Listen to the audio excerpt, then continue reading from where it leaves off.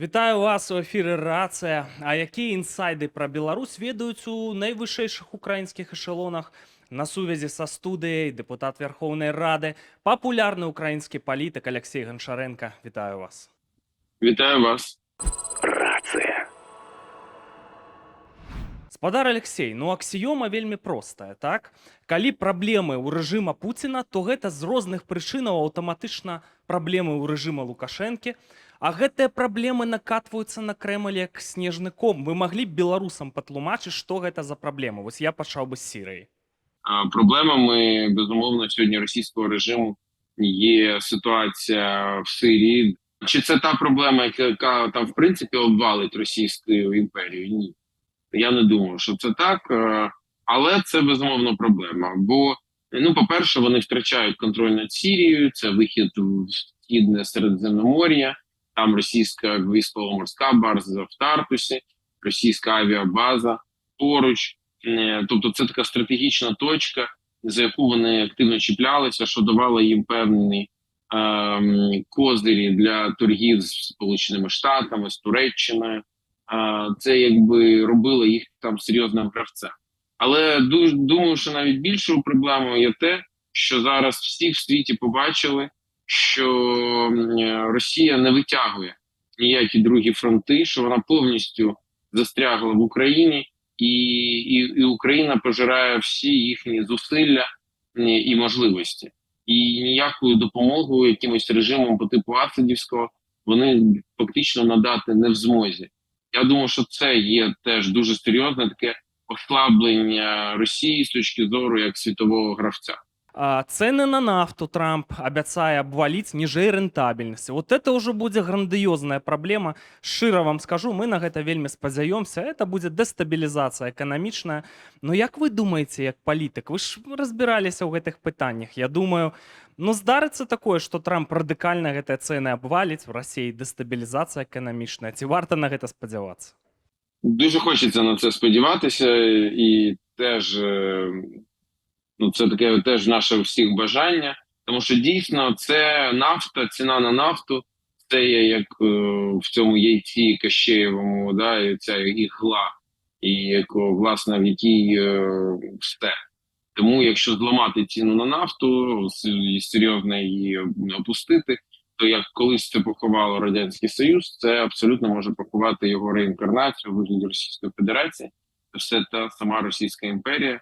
Це дійсно стратегічна історія, яка може мати ефект просто, який знищить Російську імперію. Тепер щодо того, чи варто сподіватися. Думаю, що Трамп ціну на нафту опустить. Питання наскільки? Це питання, відповіді на яке ми не знаємо, воно залежить від багатьох факторів світових. Що ми знаємо? Що Трамп казав, що це його два головних завдання: зупинити нелегальну міграцію в Сполучені Штати Америки, закрити південний кордон. І друге – це drill, як він казав, тобто бурити, видобувати нафту. Містер Бенсон, якого він обрав на міністра фінансів, такою простою мовою Сполучених Штатів, він заявив, що в нього буде 3 пріоритети, і один з них – це на 3 мільйони барелів щоденно підняти видобуток нафти. І 3 мільйони барелей, для розуміння, середньодобове видобування в світі – це 80 мільйонів барелів.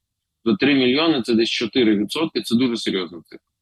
То вона може серйозно змінити ціну на нафту. Звичайно, в сторону пониження. Як воно буде, ми побачимо вже з вами доволі скоро, але дійсно на це є великі сподівання, і це є величезний виклик і загроза для Москви. Шановныя гледачы, калі спрацуе гэты варыянт з нафтай, мы не ўпершыню пра гэта кажам, гэта такі абвал, это просто вярнуцца ў пачатак 90-х, а можа быць і горш. І эфект на Беларусь адразу ж, так? Таму што все, Беларусь экспартам прывязаная да Расіі да крытычнай мяжы. І гэта абвал, это, канешне, спачатку будзе вельмі кепска, але зато ёсць надзея, што стратэгічна ў будучым стане лепш і ўвогуле Беларусь вызваліцца. Спадар Алексей, сітуацыя такая, у Пуціна шмат праблемаў, так?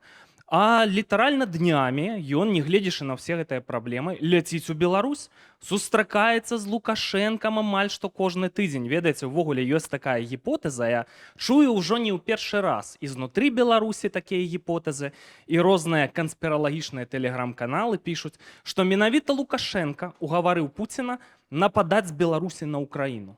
Пуцін хацеў Беларусь анексаваць, яна ўжо была пад поўным стратэгічным кантролем у 20-21 годах, так?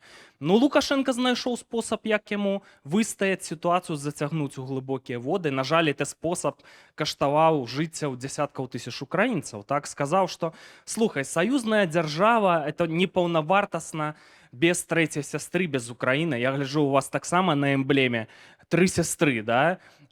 Україна... На емблемі в мене 2 сестри, Україна і Білорусь. 2 брати тут, скоріше. Це 2 рицарі, один з жовто-блакитним, і інша частина щита – це БЧБ. Тобто це 2 брати, я би сказав. 2 брати це лицарі. лепший варіант. Один українець, інший білорус. О, це інший варіант. Я думав, там це от біло-блакитно-білий стяг вільної Росії. Ні. Біло-блакитно-червоний стяг – це не для нас. Мені це не цікаво. Мені цікава Україна і мені цікава Білорусь. Я вас зрозумів. Пане Олексію, ну, побачыў Пуцін, не спрацавала гэтая стратэгія, гэтыя падказкі Лукашэнкі, так, вялікія праблемы для яго. А зараз у Беларусі так званыя выбары. Нібыта ўсё прадказальна, значыцца всё, Лукашэнку там напішуць, што яму трэба, ён утрымлівае ўладу, а не, Пуцін усё адно ў Беларусь ляціць. Ці яны нешта рыхтуюць з Беларусі, ці яны нешта ўнутры Беларусі зараз рыхтуюць. Як вы думаеце, вот это так званыя выбары, могуць з Беларусі тут пасыпацца сенсацыйныя навіны, там з Лукашенком що-небудь зробять? Як вам подається? Чесно кажучи, я був би дуже не проти, щоб з Лукашенком щось сталося. Я взагалі вважаю, що він має висіти на стовпі. Бажано, звичайно, що він має бути засуджений до смертної кари білоруським судом, ну і українським судом, тому що він на це заслуговує, скільки він вбив білорусів і українців, і за це він має понести свою відповідальність і має бути знищений. Тому це був би, безумовно, чудовий момент. Але ну, я не очікую великих новин з цих так званих виборів. Я не думаю, що вам відніше. Все-таки ви живете Білоруссю, ви слідкуєте постійно. Я слідкую, але не так близько. Але мені здається, от я в 2020 році тоді був один в українському політикумі, здається, взагалі, можливо, єдиним я був, який казав, що в Білорусі все не так просто, і Лукашенка для нього буде складно втримати владу, що білоруський народ хоче вже від нього позбавитись. Мені багато не вірили і казали, да що там, все буде, батька, там, значить, все там, цей. Ну, а далі ми знаємо, що було. Але, чесно кажучи, зараз в мене немає такого відчуття. Здається, що задавив чекістський цей лукашенківсько-путінський чобот, задавив все вільне в Білорусі всередині. І, на жаль, я не очікую якихось сенсацій. Але хотілося б, дай Боже, щоб я помилявся, я був би дуже цьому радий. Ну, паводле грамадска-палітычных законаў, сёння ўсё ціха, прыдушылі там рэпрэсіі і так далей, а заўтра палітычнае ўзбуджэнне і пайшло-паехала, і такое можа быць. Рацыя. Спадар Алексей, Шайгу, хто ён там зараз у Пуціна, кіраўнік Рады бяспекі іхнай, праз інфармацыйнае агенцтва ТАСС не проста падчас візіту ў Беларусь там між іншага сказаў, а праз крэмлёўскае інфармацыйнае агенцтва сказаў, што яны рыхтуюць беларускія экіпажы іскандэраў. Іскандэры, гэтыя комплексы, гэта тактычная ядравая зброя ў тым ліку патэнцыйна, так? І вось яны запалохваюць, спрабуюць і Украіну, і Захад. На жаль, это на Захад вельмі спрацоўвае. І ядравая зброя ў Беларусі, і арэшнік у Беларусі паставім, і іскандэры, і рыхтуемся да ўдараў. Як вы думаеце, а ці не хоча Крэмль сапраўды скарыстаць беларускі плацдарм, ну сказаць это, калі ў выпадку чаго ўсіх сабак на беларусаў спусціць, для ўдараў з Беларусі? Па Ўкраіне хутчэй за ўсё, а можа быць і ядравай зброяй. І вось нагнятаюць мэтанакіравана і на саміце АДКБ, і ў Менску падчас візіту Пуціна, каб нанесці з Беларусі такія шакуючыя удары. Ці шакаеце, што такое можа быць? Нічого не можна виключити, коли ми говоримо про Путіна, про Російську імперію. Все може бути. Думаю, що поки його мета залякати, бо коли він говорить про так званий Орешник в Білорусі, це означає, що для Києва це вже немає великої різниці по часу дольоту. А от для Варшави, чи для Берліну, чи для Лондона ця різниця є. Я думаю, тут він просто використовує Білорусь як такий дійсно плацдарм, але поки що плацдарм з точки зору погроз, того, що він може там швидко російські ракети, можливо, з ядерними боєголовками, що вони можуть швидко досягнути цілей на території Європи. Я думаю, що це його ціль такого шантажу, такий собі Білорусь у вигляді як Куба під час Карибської кризи. Тобто, що він наближається зі своїми ракетами до власне стратегічних позицій і власне до ключових центрів Європи. Думаю, що в цьому його мета. Чи може далі це бути використано? Я ще раз кажу, що нічого повністю зняти неможливо. Всім тим білорусам, які думають, що от там завдяки Лукашенку, як вони там розповідають білоруська пропаганда, Білорусь в стороні від війни, це бла-бла-бла, це насправді повна чуш, нісенітниця українською мовою. Я не знаю, чи є в білоруській мові таке слово. Але це абсолютно не відповідає дійсності. Навпаки, все це створює величезні ризики для Білорусі. Ядерна зброя, тепер Орешник, який він там розповідає. Це ж, давайте будемо абсолютно відвертими, що все це робить Білорусь ціллю для атак з боку Заходу, в тому числі превентивних.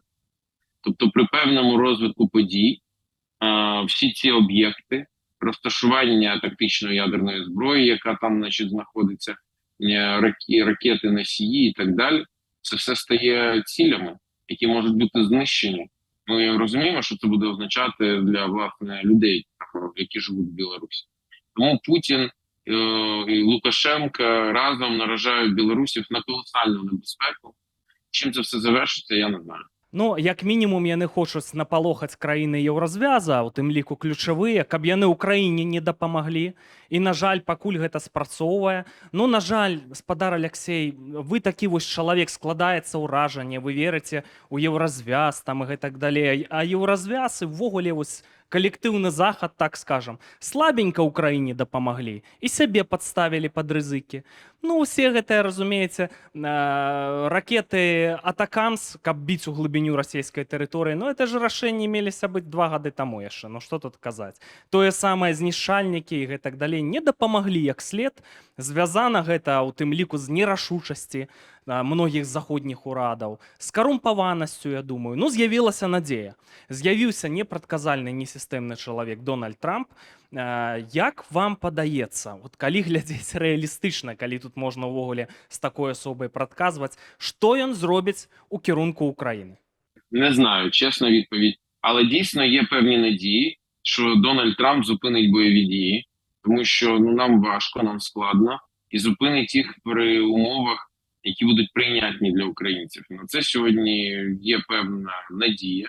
Є друга надія, як на мене, вона була б ще кращою, звичайно, опцією, що Дональд Трамп, він, звичайно, спробує домовитись з Путіним, але ж Путін дійсно ідіот. Ну, тобто він там не те, що він же просто клінічний шизофренік. Я не можу так це стверджувати впевнено у всякому разі. Але те, що він там такий, не зовсім адекватно сприймає реальність, це факт. І якщо Путін почне розмовляти з Трампом якимось таким чином, і що зачепить Трампа, і Трамп відчує загрозу для себе, для Сполучених Штатів, то я думаю, що така людина, як Трамп, як Джозеф Байден віддає наказ бомбити Москву, я так складно собі це уявляю. На все можливо в житті, але складно. А як Дональд Трамп такий наказ віддасть, я теоретично це собі представляю. Я не кажу, що він це зробить за Україну. Він це зробить такі за умов, коли це буде важливо дуже для Сполучених Штатів Америки. Але теоретично це можливо. Тому як підуть його розмови, діалог з Путіним, сказати складно. Піти він може і дуже конфронтаційним шляхом. А може навпаки, що будуть там домовленості. Однак я сподіваюся, що ці домовленості не будуть за рахунок України. Це те, на що я сподіваюся. Рація. Спадар Алексей, тое, што Украіна ну не просто адметная дзяржава, так самая вялікая ў Еўропе, што тут казаць. І тое, што ўдалося адбіць гэты напад 22 года, так, слава ЗСУ, ну это абсалютна гістарычныя рэчы. Ну як вы думаеце, ці будзе новая амерыканская адміністрацыя, ці будуць яны разглядаць і Беларусь як адну з самых важных тэрыторый у стратэгічным сэнсе? От у іх былі такія падыходы з боку Пампео ў 2020 годзе, ён нават у Беларусь прыязджаў. Ну Беларусь па-за гэтай расійскай арбітай. Все, ты не можаш нападаць, у прынцыпе, на Балтыю, на Польшу, на Украіну, на Кіеў ісці, все. Без Беларусі гэтая расійская арда проста як без рук. І мы маем спадзяванне, што менавіта так стратэгічна будуць разглядаць і беларускую тэрыторыю. Як вы думаеце, маюць месца быць такія спадзевы, ці гэта все марныя спадзевы? Ні, я думаю, я абсолютно вважаю Білорусь стратегічною. Я вважаю взагалі стратегічним в першу чергу для Сполучених Штатів Америки оцю вісь Балти-Чорноморську. І що США мають розглядати цю вісь Балти-Чорноморську як такого міцної свій форпост, союзника, на якого вони можуть спиратися в Європі. Говорячи Балто-Чорноморське, я маю на увазі Балтійські країни, Україну, ну, Балтійські країни, включно з Польщею, Україну. І, звичайно, без Білорусі це як дірою посередині ця вісь. Тому Білорусь має дуже важливе стратегічне значення і положення. Тому я сподіваюся, і як депутат, народний депутат України, політик, як активний в європейському вимірі політик, представник України в Парламентській асамблеї Ради Європи, я підіймаю і буду підіймати тематику Білорусі. Не тільки тому, що там в мене є певне білоруське коріння, я так відчуваю дуже теплі почуття і таку рідність до Білорусі і білорусів, але тому, що це в національних інтересах України. Це стара формула, що без вільної Польщі немає вільної України Білорусі, без вільної України немає вільної Польщі Білорусі. Вона ж працює, що і без вільної Білорусі постійні є загрози для вільної України, Польщі, Литви. Тобто це очевидно, і життя нам це черговий раз. Я трошки пропусціў датычна вашых беларускіх каранёў. Мы ведалі пра карані там Арестовича, напрыклад. Ну і многіх іншых палітыкаў, дарэчы, ва ўкраіне, а пра вас я неяк прапусціў. Наколькі у вас блізкія беларускія карані? Мій батько має, мій дід, правильніше сказати, батько мого батька має білоруське походження. А мій прадід, він був головним військовим льотчиком Білоруського воєнного округу, жив в Менську, а там вже був репресований. І тому в мене от по цій лінії, тобто, ну, фактично, мій дід – це білорус. І моя родина по цій лінії жила, напевно, завжди. Я там не можу сказати, що я можу прослідкувати дуже глибоко, але точно поколіннями жила в Білорусі. І саме в Мінську. Гэта цікава. Спадар Алексей, мне падаецца, што дзейныя украінскія ўлады, так, яны ўвогуле праспалі Беларусь. Вось пасля падзеяў 20-го года праспалі зачыстку беларускага плацдарма, праспалі гэты напад з беларускай тэрыторыі, так. У гэты час, калі плацдарм зачышчалі, вялі з Лукашэнкам гандаль, месцамі рэкордны гандаль, так, вокам не маргнуўшы. А калі ўжо здарыўся напад, зноў нейкія кантакты, зноўку нейкія, ну я не ведаю, можа быць, і задабрэнні Лукашэнкі, там, гучаць пэўныя наратывы ад пэўных генералаў, так, у публічнай прасторы. Ну, як вы думаеце, увогуле, палітыка ў дачыненні да Беларусі дзейных украінскіх уладаў? Яна абгрунтаваная? Яна правільная, улічваючы вайсковы час, ці это суцэльныя стратэгічныя памылкі? Щоб ви розуміли, довгий час взагалі в Україні Лукашенко був, можливо, одним з найпопулярніших політиків. Він реально користувався такою популярністю серед українців. Це правда, і це таке, ну, трішки божевільно, особливо зараз це виглядає, але так було. Потім довгий час Вже коли Україна почала боротися за свою незалежність після 2014 року, коли почалася війна, окупація. Однак все одно цей там мінський формат же відбувався в Мінську, і перемовини певні. І взагалі було таке в українському політику, була така думка, що ну Лукашенко там контролює Білорусь, і може це і краще, ну як так. Потім була революція в Білорусі, на жаль, яка не принесла результату. Але навіть після неї Україна не була в перших рядах тих, хто боровся проти цього режиму. Чи я тоді казав, ми створили міжфракційне об'єднання за демократичну Білорусь в українському парламенті і ще до президентських виборів 2020 року. І про те, що нам щось після цієї придушення революції фактично Білорусь перейшла під контроль Путіна, що це несе для нас ризики, що з Білорусі на нас можуть поїхати танки. На жаль, так все це і сталося. Але навіть сьогодні Україна до сих пір не розірвала дипломатичні відносини з режимом Лукашенка. Очевидно, є в керівництві України люди, які якісь неформальні контакти якимось чином підтримують, можливо, там на рівні спецслужб з режимом Лукашенка. І думають, що типу це якась гарантія, що не повториться те, що відбулося в лютому 22-го року, коли з Білорусі стартанули в Україну просто окупаційні війська і вторгнення. Я думаю, що це величезна помилка. Лукашенко не контролює Білорусь в такому сенсі. Да, він контролює Білорусь з точки зору, кого там замучить, що ще вкрасти, кого там зґвалтувати, це да. А з точки зору геополітичних рішень він не контролює Білорусь. Білорусь сьогодні під контролем Путіна знаходиться, і тому всі ці загравання не мають жодного абсолютно сенсу. Тому треба називати речі своїми іменами, розривати відносини дипломатичні з режимом Лукашенка, визнавати Білорусь окупованою Росією, відповідно діяти щодо окупаційного режиму, вимагати виключення того режиму з усіх міжнародних організацій, інституцій і так далі. Я думаю, що це була би правильна політика. Ну, але, на жаль, сьогодні превалює трішки інший підхід. Спадар Алексей, час вельмі непрадказальны. Надзея ёсць, што все развяжется. Ідэальны быў бы варыянт, каб знік Путін, а ягоны сіамскі брат Лукашенко, ён таксама ў хуткім часе знікне. Як вы думаеце, вот паводле вашых адчуванняў, ці могуць здарыцца ў 25-м годзе аж такія крутыя павароты? Ці ёсць на гэта высокія шансы? Дивіться, дійсно, абсолютно ми живемо в непередбачуваному світі. Скажіть мені, хто би сказав на 19-му році, що з Білорусі в Україну будуть Київ атакувати танки? Я думаю, що мало хто таке, навіть в 19-му році передбачить. Хто би сказав ще пару років тому, що північнокорейці будуть в Курській області воювати з українцями? Ну, це, напевно, сказав би, що це божевільні люди. Тому не передбачити неможливо. Все може бути. Може бути цей сценарій, найкращий сценарій.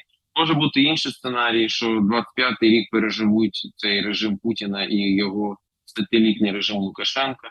Це може бути. Наше завдання робити те, що ми можемо на своєму місці, для того, щоб от те зло, яке несуть і Путін, і Лукашенка, і вся їхня банда, щоб все це зло було і покаране, і знищене. Шановныя гледачы, ну вось такая гутарка, чакаем вашых каментароў, што вы думаеце, так, як вы настроены, якія вашы адчуванні, ці складаеце вы спадзевы на 25 год, што з Лукашэнкам рабіць, смяротнае пакаранне, вот як прапанаваў спадар Алексей Гончаренко, ва ўкраіне, дарэчы ж, няма смяротнае пакарання, што вы думаеце? Нема. Няма. В Україні нема, а в Білорусі є. А ў Беларусі ёсць, а вы вот ужо хочаце гэтым скарыстацца. Як вы думаеце, ну ці варта так вот засуджаць Лукашенко? Ці можа быць проста з ягонымі мільярдамі яго адпусціць і вызваліцца? Чакаем вашых меркаванняў. Спадар Алексей, шчыра дзякуй вам за гэтае інтэрв'ю. Дякую вам, живі Білорусь. Слава Україні!